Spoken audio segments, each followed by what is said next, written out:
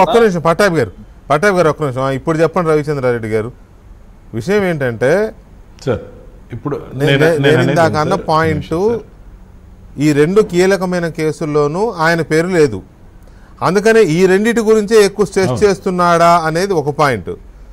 రెండోది, ఆల్రెడీ అసలు పార్టీ జగన్మోహన్ రెడ్డి చేతుల్లో ఉందా, సజ్జల చేతుల్లోకి వెళ్ళిపోయిందా? జగన్మోహన్ రెడ్డి గారి చేతుల్లో పార్టీ లేదు సార్. లేదా? జగన్మోహన్ రెడ్డి గారు నాకు 100% జగన్మోహన్ రెడ్డి గారు నన్ను తీసేస్తానని సజ్జల గారు అడిగినప్పుడు, నన్ను సస్పెండ్ చేస్తానని సజ్జల గారు అడిగినప్పుడు, నాకు రవి కావాలని చెప్పినప్పుడు నన్ను ఎలా పక్కకు జరపాలనే దానికి ఎన్ని అవస్థలు పడ్డాడో మీడియానే సాక్ష్యం. 13 మంది స్పోక్స్ పర్సన్స్ని వేసి నా పేరు నేషనల్ స్పోక్స్ పర్సన్గా ఉన్నవాడిని అతను తీయలేక వీళ్ళని మాత్రమే పిలవమని చెప్పిన స్ట్రాటజీ అప్లై చేసిన గనుడు. సరే అయిపోయింది, నా మంచిగా జరిగింది, నేను బీజేపీలోకి రావడం జరిగింది, దేశం కోసం పనిచేస్తాను.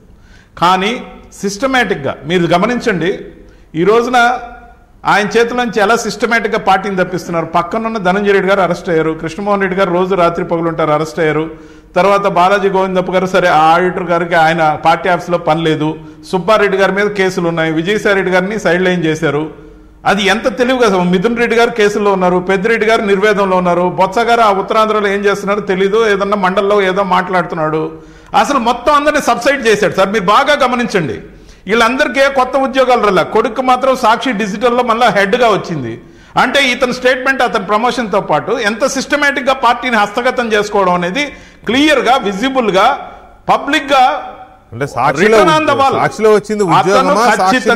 ఖచ్చితంగా డిజిటల్ హెడ్ గా ప్రమోషన్ ఇచ్చారు సార్. డిజిటల్ హెడ్ అనేది అది ఉద్యోగమా కబ్జానా అంటున్నా.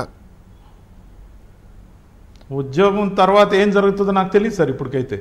ఇది కూడా ఉద్యోగమే కదా సార్, ఇది ఇక్కడ కబ్జా కాలేదా? అది వదిలేద్దాం. నేను అది కాదు, ఒక మాట సార్, ఒక చిన్న విషయం చెప్తాను. నేను ఒక నెల్లూరుయుడిగా, నెల్లూరు జిల్లా అధ్యక్షుడిగా గౌరవంగా ఉన్న VPRని రెచ్చగొట్టడం కోసం నారాయణ గారి మీద ఒక అభ్యర్థి విషయంలో ఘర్షణ పూరితంగా వ్యవహరించేలా చేసి ఆయన అరగంట టైం ఏంటి నేను వస్తున్నానంటే ఎయిర్పోర్ట్ నుంచి గన్నవరం నుంచి జగన్మోహన్ రెడ్డి గారిని కలిస్తే మార్చేస్తే ఆయనకు రోషం రాదని చెప్పి ఆయనకు రాకముందే అనౌన్స్ చేసి ఆయన పార్టీ వదిలిపోయేలా చేశాడు. దాని తర్వాత అతని మీద బలమైన క్యాండిడేట్ పెట్టాలని 79 నియోజకవర్గాలు ఇన్ఛార్జ్గా ఉన్న విజయసాయి రెడ్డి గారిని తీసుకొచ్చి ఇద్దరు మిత్రుల మీద గొడవ పెట్టాడు.